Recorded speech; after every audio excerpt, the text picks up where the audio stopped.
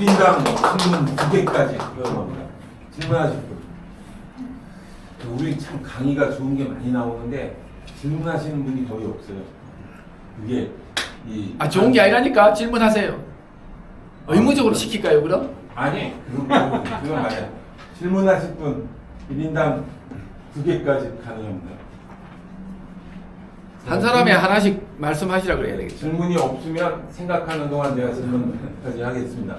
아까 저기 말씀하세요. 학생과 대학생의 그 수입 비율이 북유럽이나 농업 국가가 훨씬 작았는데 그게 뭐 특별한 어디요? 이유가 아까 뉴질랜드하고 노르웨이가 굉장히 낮았어요. 그 독일 가시면은요 마이스터 뭐 이래가지고 일단 숙련공 제도가 기본적으로 있고요. 그 다음에 예를 들어서 뭐 플러머 저 배관공이나 그 다음에 이제 굴뚝 뚫는 사람 이런 사람들이 마이스터를 해갖고 월급을 대졸자 뭐 엔지니어만큼 받아요. 엔지니어 못지않게. 그래서 사회 분위기 자체가 달라요. 그러니까 고등학교를 졸업하고 혹은 고등학교 자체도 이제 마이스터가 될 수 있는 길이 있고 그리고 이제 그런 식으로 진행을 하면은 사회적으로도 인정을 해주는 분위기거든요. 그래서 뭐 우리나라도 뭐 요즘 명장이니 뭐 이런 소리를 하고 있는데 그거는 조금 다른 이야기 같긴 한데 그렇게 되려면 우리는 강간버렸을 것 같고요. 예. 대충 답이 됐습니까? 그 다음 하나 더. 지금 현재 그 많은 그 선진국이라고 하는데 무상의료라든지 무상교육이라든지 다 이런 거가 있는데 그 나라의 가끔때나 소위 세금 비율과 우리나라의 세금 비율을 꼭 비교해 줘야 될 것 같아요. 어느 정도 되죠? 세금 비율은 별로 많이 다르진 않아요. 우리나라도 적은 포션은 아니고 또 그렇게 많지도 않은데 우리나라 보통 세금 이야기하면은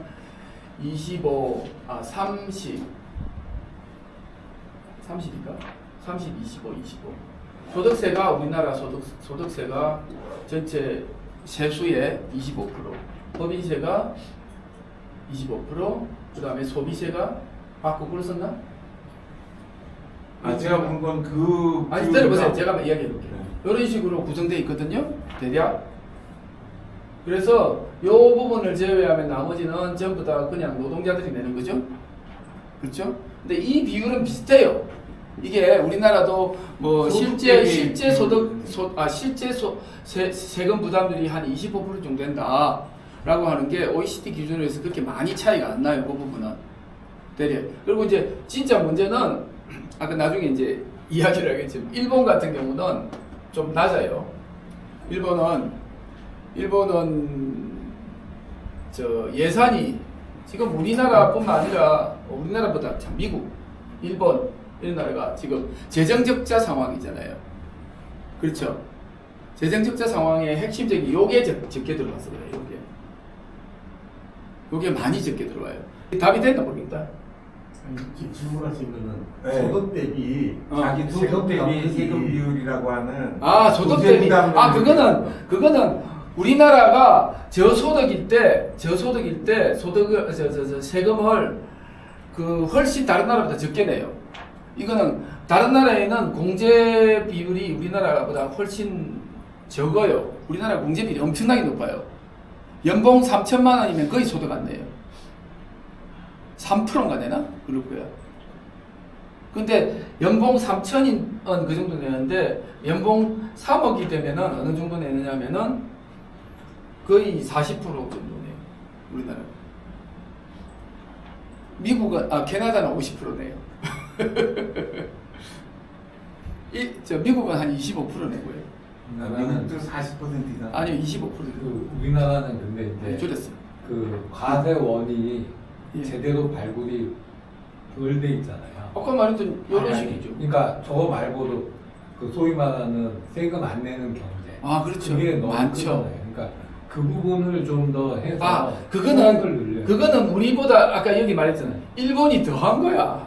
일본이 그러니까 뭐 세금을 요만큼밖에 못 걷어. 그러니까 일본을 뭐 그게 꼭 일본이 우리 기준일 필요는 없잖아요. 그러니까 조세적인 차원에서 보면 우리 가끔세 내고 뭐 저런 여기는 유리지갑 거의 뽑아는 요것도 유리지갑. 나잖아요. 근데 사실은 그 비가 그러니까 세원으로 이렇게 발굴해야 되는데 국지가서 이걸 빼면은 한 20% 남잖아요. 가끔세 20%. 소득은 가끔세 주식, 네. 부동산 이쪽에 그 아. 양도소득이 있는데 여기에 그게 부동산은 포함이 안 돼 있는 네, 거야. 저기 주식 양도소득세 요건 포함 여기에 20%에 그러니까 해당되는데 어쨌든 요것들은 포함이 안 여기에 해당되죠. 가끔세에 비해서 부동산과 주식 양도소득세가 네. 너무 낮은데 네. 여기 조정 또 없이 상속세, 네, 상속세는 무지 그다음에 높아요. 양도세 이게 다 여기에 들어가는 거예요. 요거 세 가지는 거의 이 두 가지는 유리지갑이고 요거는 야매가 좀 있고 여기는 완전히 복마전이고 그래요. 그러니까 이제 저런 부분을 그 우리나라 경제 어떤 그런 거의 변화에 맞춰서 저런 부분을 잘 짜임새 있게 계속 개선. 그렇지 이게 이제 20%가 아니라 25%도 될 수 있는 거고 실제로 옛날에 박근혜 때가 세수가 많이 들어와서 그런 것인데 386조 386이라고 해가지고 386조 예산인 적이 있었어요. 예산이 근데 세수는 386조보다 많이 들어왔어 그때 세수가 그때는 흑자였어요. 근데 이제 문재인 들면서 갑자기 이게 오르기 시작하더니만 한 450 정도 됐어. 450 정도. 그리고 막 500으로 막 치달아가더니만 지금 670, 80 그러거든요. 이거는 늘어났느냐? 이거는 늘어나가지고 한 400 정도밖에 안 돼요. 차이가 많이 나요. 그럼 이걸 낮춰야 될 거 아닙니까? 이거는 이제 정치 문제고 좀 다른 문제라서 내가 경제 문제에서 좀 다른 문제라서 안 달았거든요. 뭐 우리 일자리 이야기나 이런 구조적인 문제는 아니니까. 근데 어쨌든 670조, 80조 하고 있는데 상업용하고 주거용에 대한 부동산에 대해서 제가 이제 캐나다에서 살아서 미국하고 비슷해요. 일단 상업용은 대부분 1.5%예요. 최소가 재산세가. 그 다음에 주거용은 위치에 따라 다른데 토론토 같은 경우는 집값이 비싼 동네라서 0.8% 1년에. 토론토 외곽을 가면은 1.2%에서 2.4%까지 가요. 우리는 어떻습니까? 예? 우리나라 0.05%. 네. 와. 0.1%도 아니에요. 일단 비교가 안 돼요. 이 정도 내면 어떤 이거 내는 순간 어떤 무슨 말이 나오냐? 폭동 날 거야. 아니 그러니까 단계적으로 이렇게 좀 이렇게 조절 잘 해가면서 우리나라가 또 수도권 중심으로 너무 또 집가 흔히 말해서 뉴저지가 한 이 정도 1.2에서 1.4% 정도 될 거예요. 미국 같은 경우는 뉴저지 정도가. 맨하탄은 이 정도는 좀 떨어질 거고. 그래서 이 정도의 그 부동산 보유세죠. 이건 그냥 보유세잖아요. 보유세를 내라 그러면, 물론 이제 이거 이전에 그 시가를 현행 가격으로 때리는 것도 중요하죠. 거기에 그 캐나다도 약간 거기에 유도리가 있어요. 공시지가 인정. 예, 공시지가 부분에 있어서는 유도리가 좀 있긴 있는데, 예를 들면 오래 보유한 집은 적어요. 아무래도. 그렇죠. 지금 상속세나 그 양도소득세 비율은 굉장히 높아졌어요. 근데 상대적으로 맞아요. 그러니까 거래를 안 해버리잖아요. 그러니까 이게 그게 문제. 보유세냐 거래세. 거래세냐가 달라지는 거야. 그렇죠. 그게 문제야. 이건 차이가 나는 거야. 그러니까 이쪽 중심이 아니고 이쪽 중심으로 해야 되는데 그렇죠. 이쪽 중심이 아니고 이쪽 중심으로 가 있으니까 문제인 거야. 세금 체계가 우리나라가 세금 이야기하고 있는데 세금 체계가 더러워요. 우리나라는 세금이 지독하게 복잡한 데 비해서 미국이나 캐나다, 특히 캐나다는 되게 간단해요. 상속세도 소득세로 봐. 기본 관점이. 상속을 받으면 소득이 늘어난 거잖아. 그렇죠. 그래서 양도세 안 내고 소득세를 봐. 내가 아버지가 나한테 차를 5만 불짜리 사줬어. 그럼 그걸 갖다가 나의 소득이 그해 오른 걸로 봐, 그냥. 그래서 일률적으로 하나의 잣대로 때려. 소득세가 예를 들어서 10만 불 이상이면 50%다. 뭐 이렇게 붙으면은 봉제 좀 띄고 그러면은 계산이 간단해. 그렇게 떨어지는 거예요. 모든 걸 소득세로 환산을 해. 그렇기 때문에 복잡하지 않은 데 비해서 한국은 이럴 때는 이세, 저럴 때는 저세. 그래갖고 세발레발해서 빠져나갈 구멍들을 열심히 많이 만들어주는 거예요. 공제제도가 복잡할수록. 엄청 그러니까 세금 제도가 복잡할수록 빠져나갈 구멍이 많다. 결국은 정권 한번 뺏길 각오하고 누군가가 하지 않는 한은 안 고쳐질 거잖아요. 조세제도의 의미는 대선은 저걸 건드리면 정권 뺏긴다는 네. 그 생각부터 그건 아니지. 근데 보통만 뺏기는 아니야. 보통만 뺏기는 알아야 되는 게 민주당도 네. 아니 그러니까 민주당 국회의원들도 그러니까 그걸- 강남에 집이 있어. 다들. 그러니까 그걸 부채 대체 있어.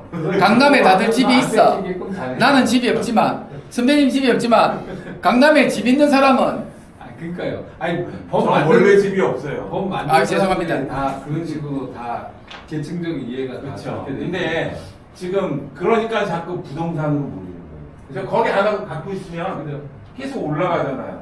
그래서 아까 아니 우리나라는 기본적으로 공급을 늘려야 돼 부동산에 대해서 네, 일단 네, 네. 그게 넘쳐나도 네. 그게 일본처럼 될 거다라고 생각할 거 없어. 일단 넘쳐나도 좋으니까 그 대신에 아까 말했던 시장이 다르다 그랬잖아요. 강남시장 우리 못 건드려 정부가. 그 다음에 서울시장도 잘 못 건드려. 그래서 결국은 청년주택 아까 21평방 31평방 41평방 만들자 그랬잖아요. 21평방 31평 41 이거 몇 평이에요? 7평 6평 반. 이거 10평 안 돼. 얘가 12평, 13평이야. 이거를 1인, 이게 1인 가구고, 이게 2인 가구고, 이래가지고, 이거를 100만 채, 200만 채 만들어버리면은, 일단, 지금 우리나라 1인 가구, 2인 가구, 얼마나 많이 늘어났는데. 천만이 돼요. 그러니까 그 사람들이 여기에 들어가면은, 공공주택으로 들어가면은, 청년들이 공공주택에, 만일에 이런 공공주택이 들어간다라고 하면은, 해마다, 우리 집이 그래. 지금, 삼성 우리 집이 2년에 5% 올려요. 2년에 5% 올리는데 이게 그 전세 환산액이 한 2억 5천쯤 된단 말이야. 2억 5천이면은 얼마 올려야 돼? 1,000만 원 훨씬 넘잖아. 1,250만 원 올려야 되잖아. 애들이 1,250만 원을 2년에 만들려고 해봐요. 얼마씩 모아야 돼요? 쉽지 않아요. 한 달에 50만 원 이상씩 꼬박꼬박 모아야 이게 되는 거예요. 걔들 보고 50만 원 모아라 그러면 50만 원 모아갖고 어디 놀러 가고 싶어 하지. 50만 원씩. 월급 300 받는 사람 진짜 한 달에. 50만 원을 주택을 위한 저축을 따로 빼놓는다. 되게 어려워요. 현실적으로 어려운 거야. 저축 못해요. 그것도 딱 4년까지만 가네요. 그리고 정부에서 얼마 전에 19% 준다고 청년 저축 뭐 이런 거 만들었거든. 비율이요. 19%를 준대. 물론 액수는 많이 못 넣어. 네. 액수는 토탈 해봤자 얼마 안 되게 했는데 저희 2년 안에 다들 포기했대. 네. 2년 안에 얼마 액수도 안 돼. 그것도 버거운. 그것도 안 내. 애들이 안 내려 그래요. 그 액수 자체가 1억이나 만들지 모르겠는데 그렇지 않아. 그래서 어쨌든 경제 문제는 이 정도로 마치고 다음번에는 세계 경제 하겠습니다. 네. 다른 질문 혹시 있으시면? 그래서 이걸로 돈 버는 사회가 되면 이거가 어떻게 됩니까? 아까 그 일본 이야기할 때 일본이 우리나라는 부동산 50%인데 일본은 여기 17%, 나머지 주식이 50%, 주식이 아니라 다른 자산 50% 이상이라 그랬잖아요. 우리나라는 여기 50% 이상가 처박혀 있어. 상당히 문제가 되죠. 그러니까 죽자사자 부동산에 대해서 이제 강박관념을 갖고 있지. 20년 전에는 엄마 아파트 10억 했잖아. 요즘 30억 하잖아. 그거 아니면은 큰 돈을 벌 수 있는 방법이 없는데, 우리 세대까지 번 놈들도 있지만 못 번 사람 많지만, 우리 밑에 세대는 아예 그런 기회가 없어요. 그 계층사다리가 돈만 가지고 이야기하면은, 그런 축적과 관련해서 이야기하면은 계층사다리는 사라졌어요. 근데 그렇지 않고 살 수 있는 기회가 만들어져야 되는 거야. 그렇지 않고 그거하고 상관없이 살 수 있는 기회. 예. 오늘 강의를 해주신 우리 양기철 선생님에게 감사의 박. 감사합니다. 하겠습니다.